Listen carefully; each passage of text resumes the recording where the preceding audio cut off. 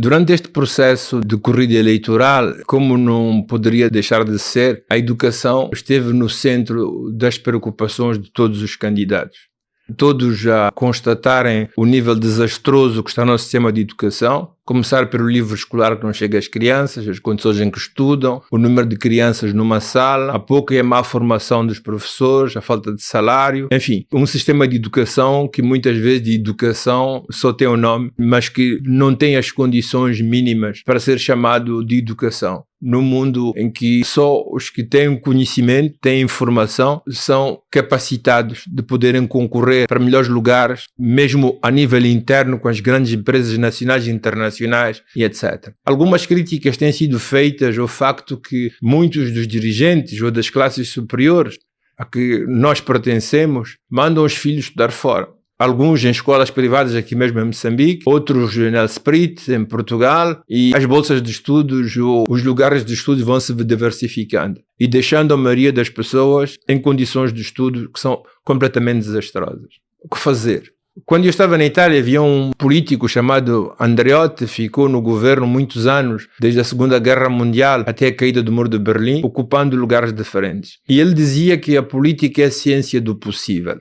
Só que nem tudo aquilo que é possível é desejável. E nem tudo aquilo que é desejável é possível. E entre os desejáveis existem aqueles que são mais desejáveis do que outros. E entre os possíveis existem aqueles possíveis que mesmo não sendo desejáveis são melhores e por isso preferíveis em relação a outros. Mas o que eu quero dizer é que se nós sonharmos com possíveis pequenos, se nós sonharmos com mais uma carteira, com mais uma cadeira, mais um giz, mais uma sombra, estamos a sonhar justo, porque é o que devíamos dar aos nossos filhos, mas estamos a sonhar pequeno. Se nós sonhássemos em ir à Lua amanhã, nós diríamos que é uma utopia, não como a verdade da manhã, como dizia Victor Hugo, mas uma utopia no sentido mau do termo, um sonho sem capacidade de ser realizado e transformado em realidade. Mas os senegaleses foram há pouco tempo atrás, mandaram um satélite para o espaço. Eu não consegui ficar satisfeito quando vi o Senegal a mandar o satélite para o espaço. E, portanto, eu devia ter gritado de alegria. Estão aqui os africanos a entrarem na grande ciência e a fazerem aquilo que os países mais desenvolvidos fazem. Não fiquei contente porque esses passos, esses avanços se fazem em outros países que ousam pensar num possível um pouco mais alto e não se fazem nos países como os nossos, em que pensamos sempre pequenino e pensamos sempre baixo. Eu devia ter ficado contente saber que a cidade de Cape Town é a cidade com o maior número de startups em África. Que Kigali, que a Nigéria, que Uganda tem um certo número de startups.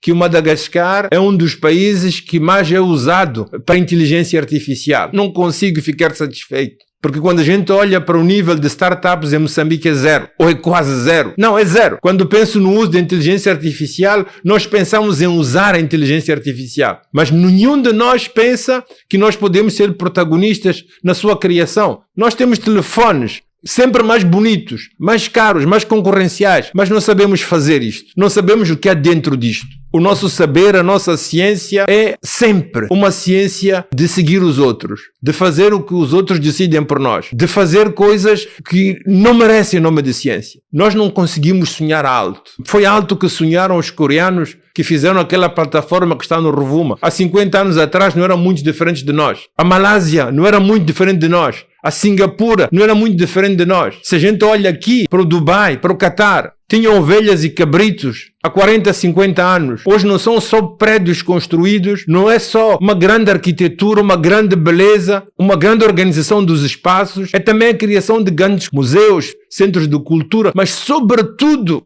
universidades e escolas competitivas.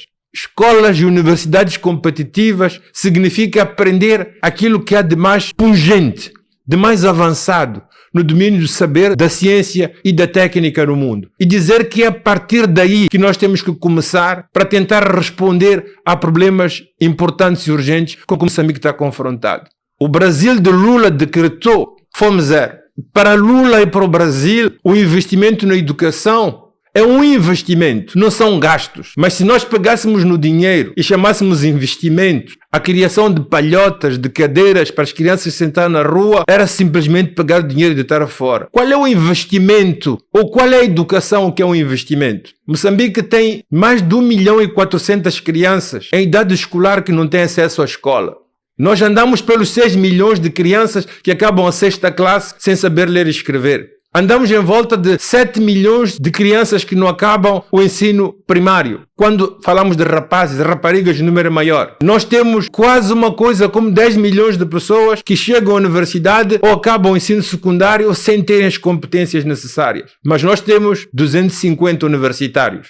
O nosso sistema universitário tem só 250.000 pessoas. É proporcionalmente o mais baixo da África Austral. Quando nós fizemos o 8 de março, apostamos naqueles que estavam mais em frente e apostamos com força neles para que eles pudessem alavancar o conjunto do sistema escolar de Moçambique. Sacrificamos vidas, sacrificamos projetos individuais, mas havia por detrás um projeto coletivo. E hoje, olhando a retrospectiva, não podemos dizer que não foi uma decisão certa. Ela comportou sacrifício de muita gente, certo, mas permitiu esta educação mínima que o país tem hoje. Se nós queremos pensar alto, grande, forte, apostemos nestes 250.000, dando-lhes não liberdade académica, mas responsabilidade académica. Responsabilidade de estudarem com seriedade, de saberem o que acontece pelo mundo fora, de saberem superar estes conhecimentos para que isso possa alavancar o bem-estar daqueles que são mais pobres. Nós temos a obrigação de ter uma educação militante. Os brasileiros começaram a ensinar aos mais pobres as plantas que podiam comer, as plantas com as quais se podiam fazer frutos, podiam fazer sumos. Eu estive no Brasil, o reitor da Unicamp diz-me, este jovem consegue criar por ano mais de 100 empresas de São Paulo. E eu perguntei como é que ele faz que essa empresa em São Paulo. Simples.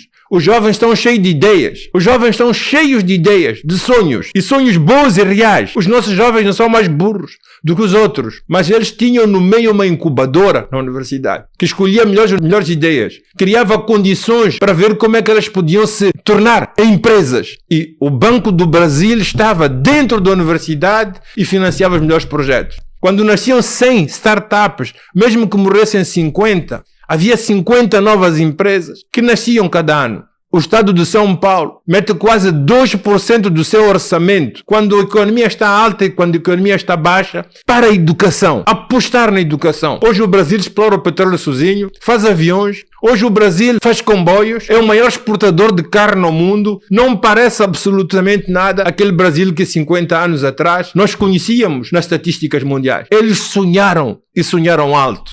E nós também podemos sonhar alto. A educação não pode ser uma despesa, tem que ser um investimento. Mas para ser um investimento, tem que ser investir no lugar certo, que sabemos que vai dar resultados. Temos que fortificar nos nossos jovens na ideia que vão ser empreendedores, mas que podem produzir ideias, que a universidade e o saber é esta arte de produzir ideias e transformar as ideias em coisas que podem ser rentáveis e úteis para a sociedade. Mas nós precisamos de ter a transformação nas universidades. Eu perguntei-me muitas vezes, imagine que o nosso sistema de qualidade não fosse dizer com o CNAG quantas cortinas tens, quantas casas de banho limpas tens, quantos sabão tens nas casas de banhos, quantos professores com PhD, não importa como foi obtido tens, mas fosse dizer assim, cada universidade tem que produzir uma empresa por ano. Nós temos 56 universidades, cada uma tinha que abrir uma universidade por ano. Nós teríamos 56 novas empresas em Moçambique por ano. Mas isto significa sonhar alto, significa pensar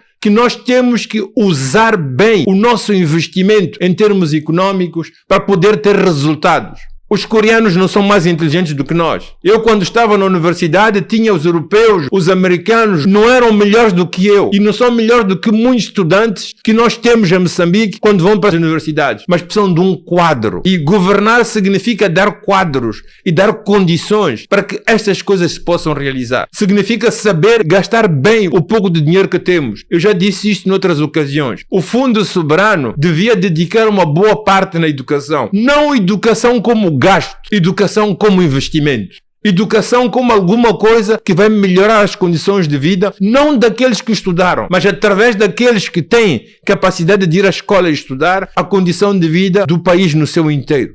Então, eu volto a suplicar, refletemos seriamente na necessidade de sonharmos alto, de pensarmos alto, de pensarmos que os outros que conseguiram não são deuses, não são super-homens, ainda não são os transhumanos, são crianças, são jovens que, como nós, tiveram um quadro, um enquadramento, um lugar de possibilidades. Tiveram uma política e políticos, tiveram uma economia e economistas que apostaram neles, que acreditaram neles, que acreditaram que era possível transformar. Está aí o Qatar, está aí o Dubai. O petróleo e o gás deles foram geridos pelo Estado e serviram a criar infraestruturas, a transformar um deserto num dos países mais atrativos do mundo. Hoje muitos moçambicanos que estavam na Mosal estão na Qatar e não querem voltar para Moçambique porque não conseguimos dar as mesmas condições. Estão aí a Singapura, a Malásia. Nós mandamos os nossos jovens estudar na Malásia, em Singapura, na Coreia do Sul, quando as condições que eles tinham 50 anos atrás eram iguais e equivalentes às nossas. Então, sonhemos alto. Não sonhamos coisas impossíveis, mas na área do possíveis, há aqueles que jogam embaixo, no reis do chão, que se contentam com pouco. Quando o presidente impulsou o ministro da Agricultura, eu quase caí lágrimas naquele dia. Ouvi dizer assim, é para fazer já fome zero. Eu sempre quis dizer isto ao ministro da Agricultura, nunca tive ocasião de fazer. Dizer assim, deram-te o rebuçado mais doce ou mais amargo ao mesmo tempo. O mais doce porque o que pode haver na vida de um homem, quando se olha em retrospectiva, do que participar num país como o nosso e eliminar a fome, a miséria das pessoas. Este é o doce mais doce que podíamos ter. Participarmos a criar um país em que homens, mulheres e crianças, em que aqueles são nossos concidadãos, tenham condições para ter uma vida digna e pensar sempre pela frente. Esse é amargo porque nos anos que tinha pela frente como ministro não tinha condições nenhumas, por quantos sustentas que fizesse, de eliminar completamente a fome. Mas se tivesse eliminado 5, 10, 15, 20% da fome que paira no nosso país, teríamos feito um grande salto em frente. Então sonhemos alto, sonhemos forte, criamos condições e façamos da educação técnico-científica a alavanca inicial. Criamos condições para os jovens terem startups. Criamos condições para que esses jovens possam sonhar e encontrar uma de suas ideias. Peguemos as poucas 500 que temos e apostemos neles. Façamos da nossa competição para a qualidade a criação de um Moçambique que ferve pelo crescimento que através do seu jovem vai querer realizar. Se fizermos isso, vamos ser atrativos. Primeiro para nós próprios, para aqueles jovens que continuam a abandonar o país, a não voltar, a encontrar emprego e realização fora de onde nós estamos. Mas criemos uma elite intelectual que não premie, que não prime, que não seja conhecida e reconhecida pela sua competência em termos de liberdade académica, mas seja conhecida e se faça reconhecer em termos de sua responsabilidade académica. E a nossa responsabilidade académica é lutar para melhorar as condições sociais do nosso país e do nosso povo. Eu digo sempre que um académico que se respeita devia ter 2 grandes braços largos. Um, agarrando a ciência para que o mundo não nos fuja, ou não nos fuja ainda mais, para que sejamos concorrenciais. Que não sejamos simplesmente aqueles que consomem o que os outros produzem. Porque o dia que quiserem meter uma bomba, como aconteceu agora, de maneira diferente, no Líbano podem meter e explodir, tanto nós não conhecemos nada. Para não sermos como a Nigéria, maior país economicamente da África, que para lutar contra a doença dos macacos tem que esperar que os americanos queiram oferecer um óbolo, dar vacinas, mas que sejamos responsáveis das nossas vidas. Mas com a mão esquerda temos que ter sempre a mão estendida para a nossa gente, para o nosso povo. São 90% de pessoas que não têm como saber o que nós sabemos. Não têm como ser competitivos. Não têm como entrar na luta e nesta rota desta economia, deste mundo virtual, desta economia feita de competição. Se nós não fizermos isso, se nós abandonarmos uma das pontas, ou a ciência, ou a técnica, e o nosso povo nas condições em que está, teremos falhado ao nosso nível de responsabilidade. Os políticos, a política, os tomadores de decisão, aqueles que agora têm o fundo soberano, esse fundo soberano estranho que vai ser gerido pelo Banco de Moçambique, que não tem que prestar contas ou que não tem que ser auditado, deviam pensar muito a sério. Amigos, sonhar alto. Os senegaleses que agora mandaram satélite não devem ser melhores do que nós. Os coreanos devem ser melhores do que nós. Nós não temos que fazer palhotas em todo lugar. Não temos que ver nossa gente a dormir no meio da água, em palhotinhas, a ter 4, 5 dias sem uma refeição, ou 2 refeições corretas por dia. Devíamos ter orgulho suficiente para dizer que como os hoje saíram disto, também podemos sair disto. Mas só sairemos disto se nós acreditarmos. Se nós pensarmos que, mesmo que não cheguemos ao desejável, se temos que pensar no possível, pensemos num possível à altura das nossas capacidades. não desprezemos as nossas capacidades, nem como indivíduos, nem como sociedade, nem como povo.